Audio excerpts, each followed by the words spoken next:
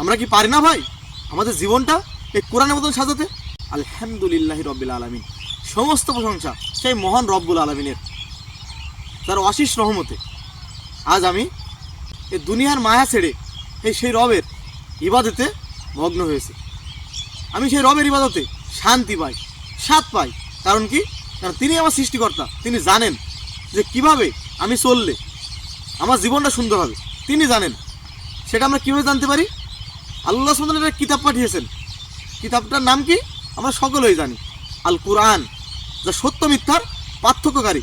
আমাদের জীবনটা যদি সুন্দর করতে চাই তাহলে উচিত ভাই আমাদের সবাইকে অন্তত একবার এই কোরআন পড়া, অর্থ সহকারে এই কোরআনটা একবার হলেও পড়ে দেখা, যে আমাদের সৃষ্টিকর্তা আমাদের জন্য কি আদেশ দিয়েছেন এই কোরআনে।